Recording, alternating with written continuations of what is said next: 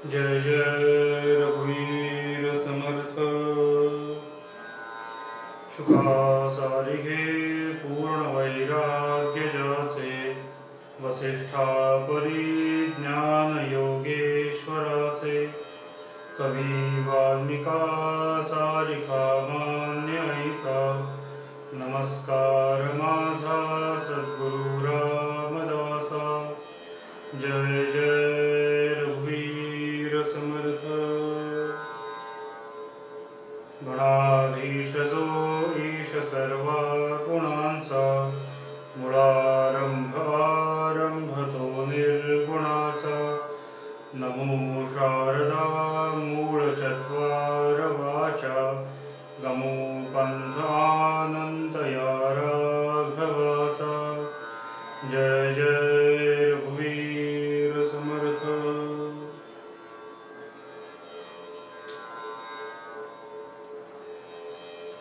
स्वविषया संप्रयोगे चित्त स्वरूपाकार इवेंद्रियाणां प्रत्याहारः।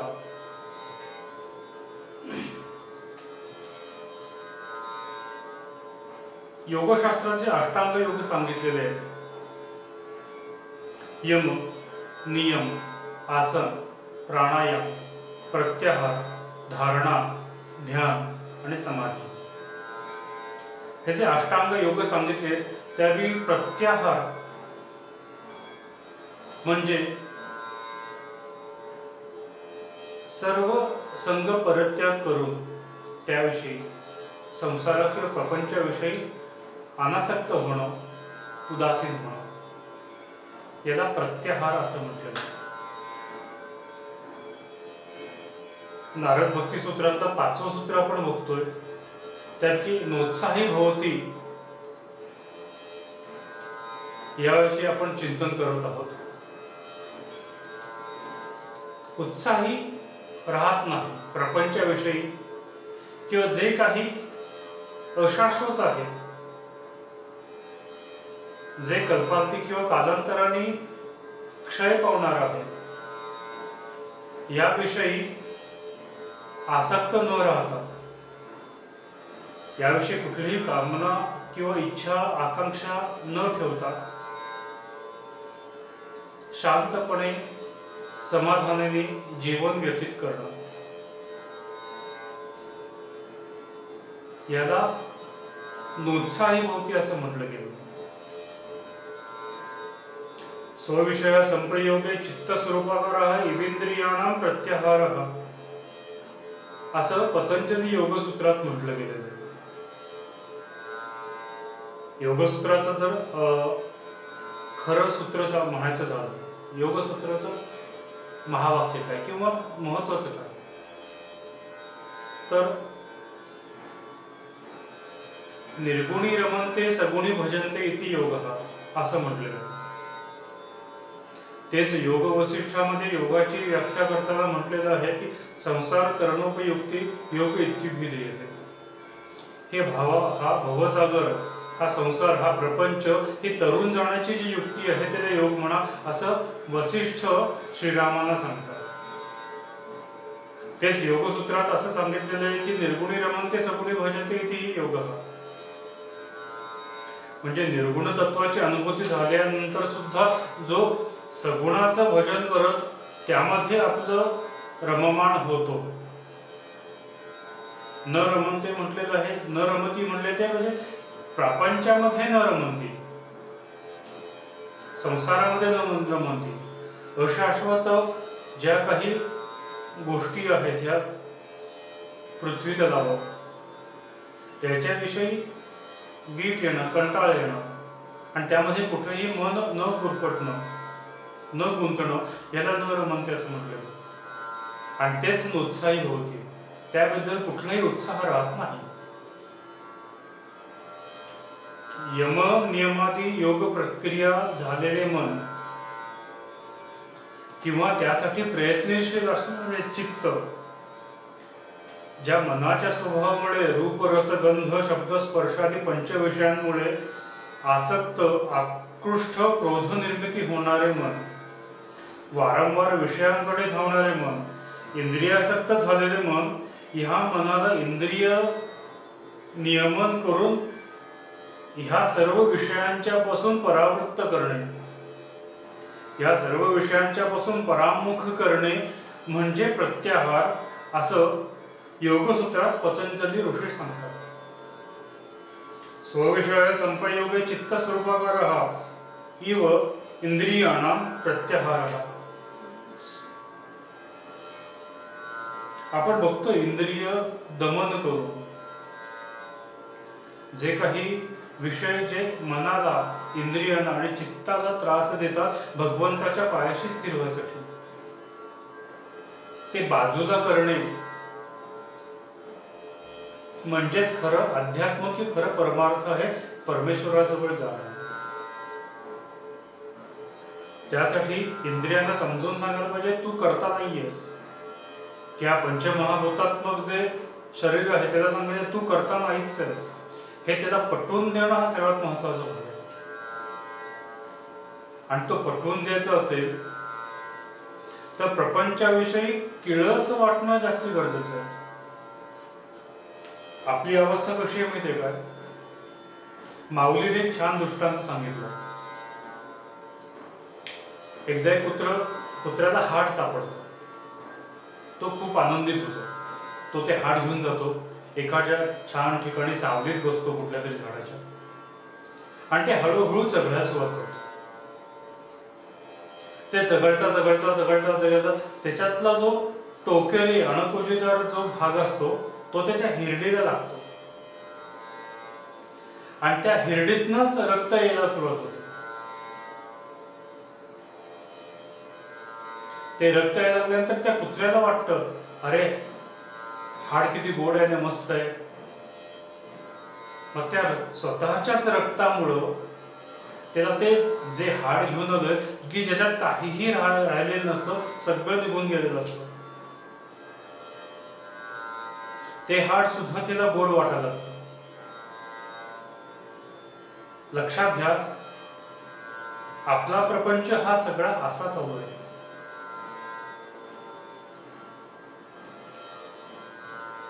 आपणच आपली दुःख जी आहेत, ज्या वेदना आहेत, जे त्रिविध ताप आहेत, जे काही प्रपंचातल्या आशा, आकांक्षा, इच्छा आहेत, जी काही कर्तव्य आहेत, ज्या काही मागण्या आहेत, आपल्या दुसऱ्यांच्याकडून असू देत किंवा दुसऱ्यांच्या आपल्याकडून असू देत, ह्या सगळ्यातच आपण सगळं सुख शोधून त्याच्यामध्ये गुरफटत चाललेलो. एखाद्या भोऱ्यामध्ये जसं एखादं लाकूड अडकतं आणि तिथंच ते फिरत फिरत फिरत बसतं, तशी आपली अवस्था आहे. त्याच त्याच गोष्टींच्या मध्ये आणि त्याच त्याच इच्छा आकांक्षामध्ये आपण गुरफटत चाललेलो आहे, आणि हे सगळं आपल्याला सुख वाटत आहे. ह्या गोष्टी कधी ना कधीतरी जाणार आहेत. हा पंचमहाभौतिक देह सुद्धा कधीतरी आपल्याला सोडून जायचं आहे. इथं आपलं असं काहीच नाहीये. लक्षात घ्या, देह हा आपल्याला आपल्या आई वडिलांच्याकडून मिळालेला असतो.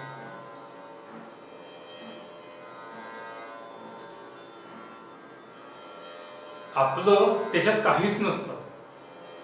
आपण जे स्वतःच म्हणून जे घेऊन येतो ते फक्त त्या दोनच गोष्टी घेऊन येतो. एक म्हणजे प्रारब्ध की जे मागच्या जन्मातून असतं, आणि दुसरं म्हणजे ह्या जन्मातला मृत्यू. आपल्या हातात मग काय नेमकं? फक्त ह्या आयुष्यात असणारी विहित कर्तव्ये, जी कार्य आहेत तीच आपल्याला करायची आहेत. पण ती सुद्धा करताना प्रत्येक वेळेला त्या कार्याच्या शेवटी आपल्याला ठरतं की ते कार्य हे पुण्य कार्य ठरणार आहे की पाप कार्य ठरणार आहे. हा थोडा कर्माचा सिद्धांताकडे आपण वळतोय की एखादी कृती सुरू झाली की त्या कृतीचं ती पापकृती ठरणार का पुण्यकृती ठरणार आहे हे आपल्या हातातून निघून गेलेलं असतं. कारण ती पाप आहे का पुण्य ठरणार आहे हे त्या कृतीच्या परिणामावर ठरलेलं असतं. एखादा धनुष्यातून सुटलेला तीर किंवा बाण हा आपण थांबवू शकत नाही. तसं एकदा सुरू झालेली कृती आपल्याला थांबवता येत नाही मध्येच, आणि ती कृती अव्याहत चालू ठेवणं किंवा त्या कृतीचा परिणाम हा केव्हा होऊ शकतो, ज्यावेळेला ती कृती संपेल तेव्हा. एखाद्या बाण हा नुसत्या कुठल्याही प्राण्याला न लागता सरळ कुठेतरी जमिनीत किंवा झाडाला लागलाय का, त्याच्यामध्ये कुठेतरी एखादा प्राणी किंवा पशु पक्षी आलेला आहे आणि त्याला तो बाण लागला आहे, त्याच्यावर ते पाप किंवा पुण्यकृती ठरत असते. तसं आपण आपल्या जीवनात केलेलं कार्याच्या अंती कळतं की हे पापकृती आहे का पुण्यकृती. बऱ्याच वेळेला एखादी गोष्ट आपण ज्यावेळेला करतो त्यावेळेला आपला काहीतरी स्वार्थ हे गृहीत धरूनच करत असतो. त्याच्यातून मला काय मिळणार आहे ह्याचा पहिल्यांदा आपण विचार करतो. एखादी गोष्टी फक्त आणि फक्त अलीकडची वृत्ती अशी दिली की मला आनंद कसा मिळेल, ज्याला आपण सुंदर नाव दिलेलं आहे की जॉब सॅटिस्फॅक्शन. भले मग ते आपलं स्वतःचा जॉब सॅटिस्फॅक्शन करण्यासाठी, स्वतःला आनंद मिळवण्यासाठी आपण इतर किती जणांना दुःख देतोय ह्याचा विचारही कोणी करत नाही, किंवा त्या आपल्या आनंदाच्या मिळवण्याच्या नादामध्ये किती जण दुखावले जात आहेत याचा कोणी विचारही करत नाही. कारण की त्याला फक्त आणि फक्त त्याला हवी ती गोष्ट मिळवायची असते, आणि ती मिळवताना इतर कोणी दुखावलं जात आहे, त्यांना कष्ट होत आहेत का काय, अलीकडची वृत्तीच ही झालेली आहे. आणि त्याला आपण छान नाव दिले जॉब सॅटिस्फॅक्शन. आणि त्यात सुद्धा ते वरती आपण फिलॉसॉफिकली सांगतो to get happiness is everyone's right. आनंद मिळवणं हा प्रत्येकाचा अधिकार आहे, ह्या पद्धतीने विचारवंत सांगत असतात. पण खरा आनंद आहे का तो याचा कोणीच विचार करत नाही. कारण का खरा आनंद तिथंच आणि तेव्हाच मिळू शकतो की ज्या एखाद्या कृतीतून इतर कोणीही दुखावले न जाता तुम्ही ज्यावेळेला आनंद मिळवता तोच खरा आनंद आणि तोच खरा सच्चित असतो. संसारात एका मागून एक आपण इच्छा आकांक्षा करत होतो, त्या पूर्ण करत होतो, त्याला कधी अंतच नाहीये.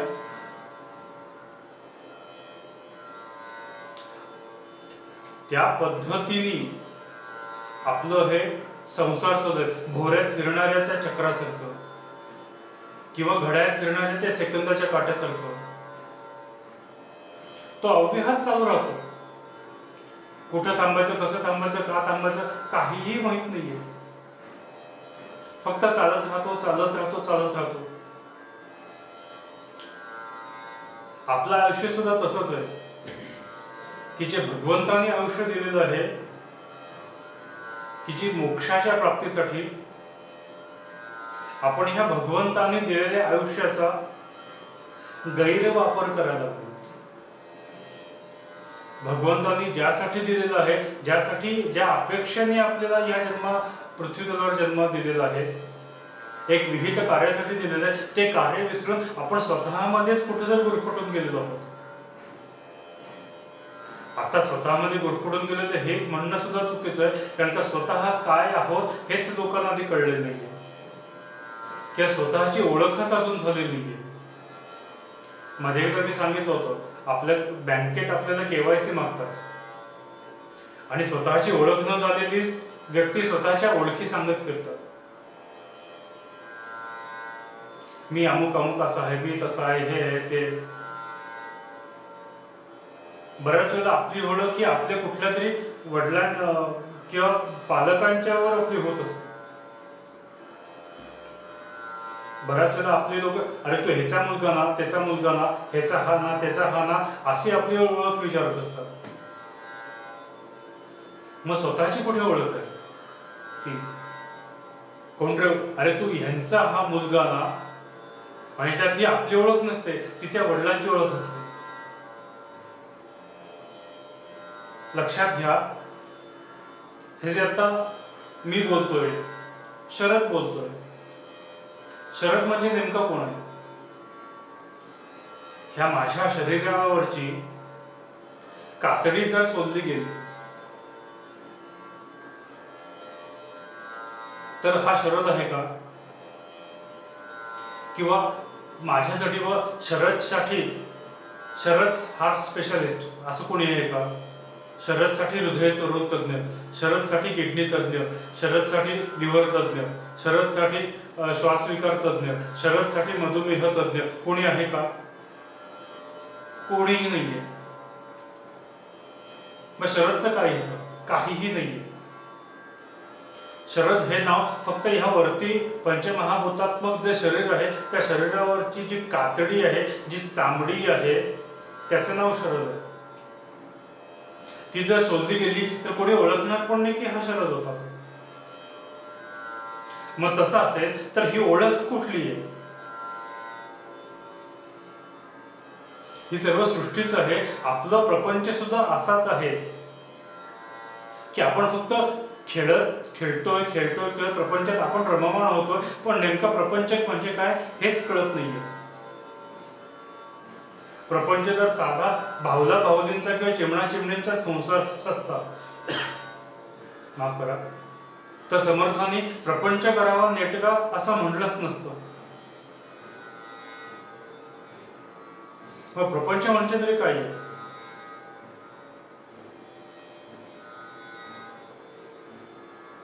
भगवंताला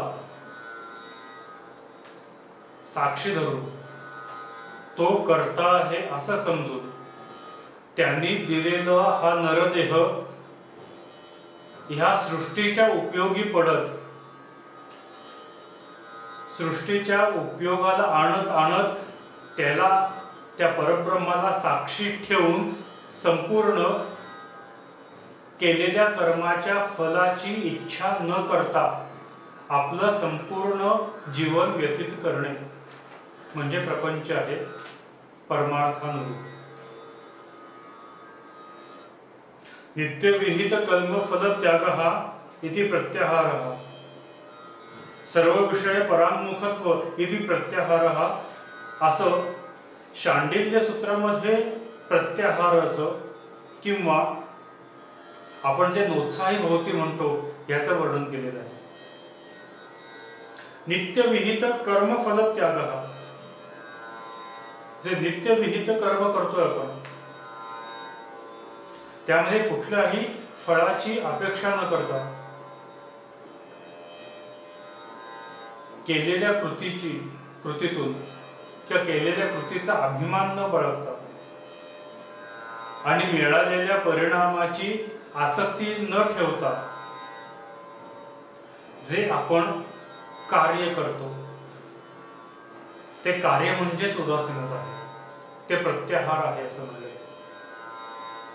सर्व विषय परांमुखता, आपल्या सर्व इंद्रियांचं दमन करून, इंद्रियांच्या वरती ताबा मिळवून, मनःषष्ठाणी इंद्रियांनी म्हटलेलं आहे त्या मनावर सुद्धा ताबा मिळवून, मनाच्या आशा आकांक्षा सर्व त्या परमेश्वराच्या चरणी लीन करून, हे जे सर्व विषयांच्या वरती, इंद्रिय सुखांच्या वरती मिळवलेलं ताबा आहे, प्राबल्य आहे, ही अवस्था म्हणजे प्रत्याहार आहे, ही उदासीनता आहे. मगाशी म्हणलं आपण की कुत्र जसं हाड चगळत बसतं, स्वतःच रक्त पीत बसतं आणि तेच त्याला गोड वाटतं, तसं आपण प्रपंचात रममाण होत चाललेलो. उदासीनतेला सुद्धा माऊलीने कुत्र्याचंच उदाहरण दिलेलं आहे. आपल्या आयुष्यात आपल्याला किंवा मनाला जे किळसवाणी वाटतं ते म्हणजे घाण, आणि त्यातल्या त्यात किळसवाणी म्हणजे ममन, पोकारिये. माऊलीनी उदासीनत्वाला किंवा प्रपंचात उदासीनता कसं असावं याला कुत्र्याच्या नुकत्या झालेल्या ओकारीची उपमा दिली. आपण माणसाची उलटी सुद्धा आपल्याला किळसवाणी वाटते, आपण बघवत सुद्धा नाही आपल्याकडं, त्याचा तो वास येतो, घाण वाटतं, सगळं खाल्लेलं उलटी झालेली असते.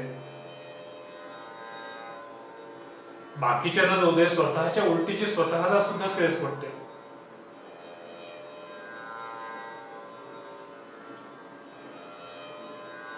कुत्र्याची नुकतीच झालेली ओकार की जी अजूनही ओली आहे,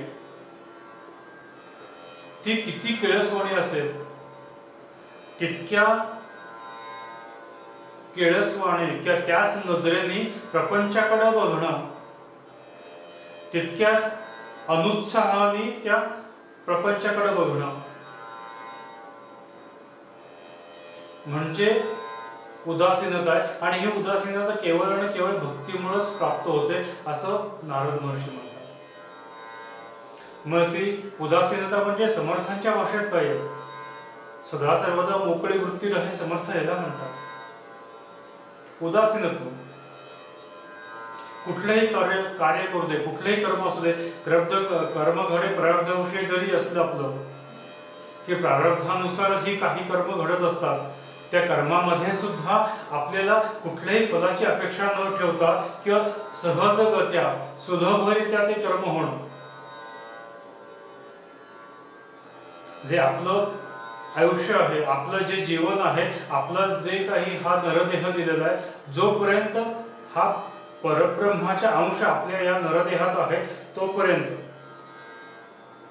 ह्या नरदेहाने, ह्या मनाने, या अंतःकरणाने, या चित्ताने फक्त त्या परब्रह्मा तत्वाचाच विचार करायचा आणि जे काही कार्य किंवा कर्म घडेल हे ते त्याला अनुसरून, त्याला स्मरूनच सगळं करणं,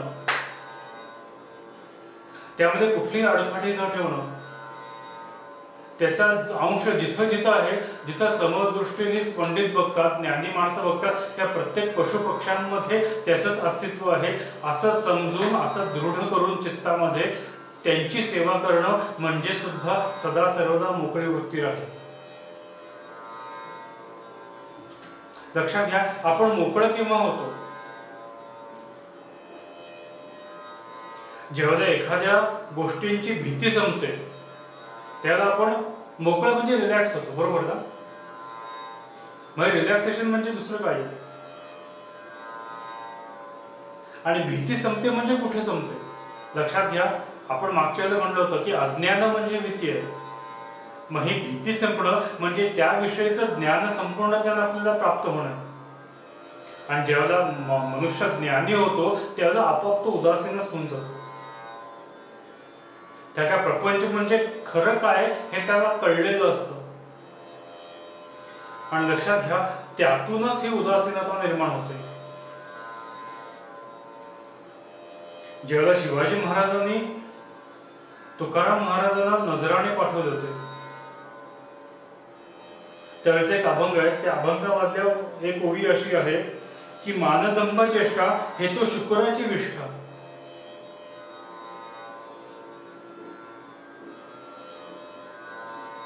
तुकाराम महाराज जेव्हा भजन करून घरी आले त्यावेळेला बघितलं आपल्या घराच्या समोर भरपूर दागदागिने पडले होते, उंची उंची वस्त्र ठेवली होती, आपली स्त्री, सगळी मुलं हे सगळे दागिने अंगावर घेऊन नवीन वस्त्र वगैरे घेऊन नेसून बसले होते. महाराज म्हटले हे एकदम कसं काय आलं. त्याने म्हणले शिवाजी महाराजांना तिथं दूत होतं, ते शिवाजी महाराजांनी नजराने पाठवलेले. तुकाराम महाराजांनी सगळं ते परत पाठवलं.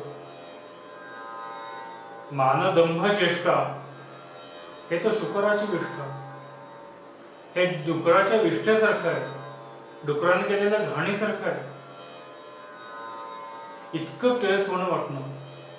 जया वाटे ते कांचनू केले जैसा नमस्कार माझा सद्गुरू रामदास आपण म्हणतोच. हे जे सुवर्ण आहे, हे जे मूल्यवान वस्तू आहेत. आपण मारुतीची कथा बघितली होती, त्यांनी ते मोती फोडून टाकले की ज्याच्यात राम नाही म्हणून. नसे राम ते धाम सोडून द्यावे, सुखा लागे अरण्य सेविते जावे. ज्याच्यामध्ये माझ्या त्या परमात्म्याचा, माझ्या इष्ट देवताचा, माझ्या परब्रह्म तत्वाचा, माझ्या रामरायाचा अंश नाही, ते माझ्यासाठी दगडा समान आहे. म्हणून मारुती फेकून दिले ते मणी. समर्थांना सुद्धा बाकीचं सगळं घरावर तुळशीपत्र ठेवूनच ते बाहेर पडले होते. गोंदवलेकर महाराजांनी आपल्या आई करवी आणि पत्नी करवी सगळ्या घरावर तुळशी पत्र ठेवून सगळीकडे दान करून टाकले.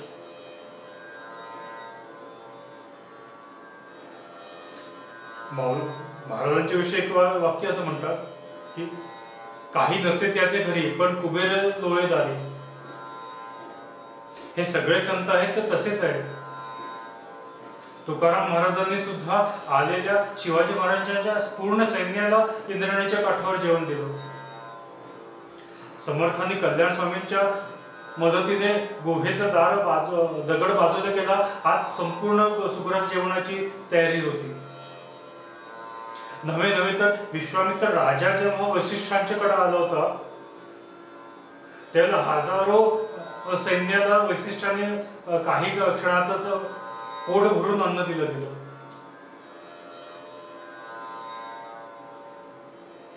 रिद्धी आमच्या घरी पाणी भरतात असं तुकाराम महाराज म्हणतात. श्रेष्ठांनी सुद्धा शिवाजी महाराजांना अशा पद्धतीचंच जेवण दिलं होतं. लक्षात घ्या, म्हणजे त्यांच्याकडे काही नाही असं नाहीये. ही सर्व सृष्टी त्याच्या अधीनच आहे.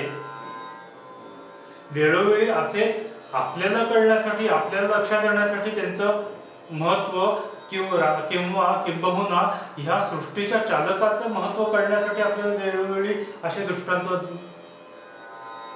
किंवा असे चमत्कार संतांनी करून दाखवले. मागं म्हटलं होतं मी, हे चमत्कार नाहीत, हे आपण आपले चमत्कार म्हणतो. हे आपल्या दृष्टीने चमत्कारच आहे. लक्षात घ्या, रिद्धी जरी पाणी घरी भरत असल्या तरी ते स्वतः इतक्या आनंदात होते. तहान भूक न करता सुद्धा भजन विठ्ठलाचं. विषय तो आमचा झाला नारायण, तुकाराम महाराजांनी तेवढ्यासाठीच म्हणलेलं. हा अंतःकरणातला विषय, हा नारायण रूप होणं म्हणजे उदासीनता आहे. आणि ही नारायण रूप होण्यासाठी जी भक्ती आहे, जी शक्ती आहे, जी नारायण रूपापर्यंत ह्या विषय विकारांना पोहोचवते. विषयांमध्ये आणि इंद्रियांमध्ये होणाऱ्या संकल्प विकल्पांरूपी विचारांच्या मध्ये जो आमूलाग्र फरक किंवा बदल घडवून आणणारी जी शक्ती आहे, तीच नारद महर्षी म्हणतात की तीच भक्ती.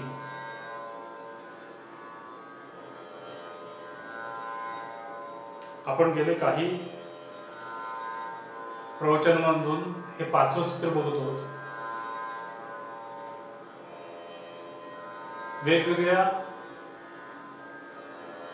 शब्दांचा आपण विचार केला, पण या सर्व शब्दांचा एकत्रित विचार आपण पुढच्या काही प्रवचनातून करणार आहोत. आज इथेच थांबूया. जय जय रघुवीर समर्थ.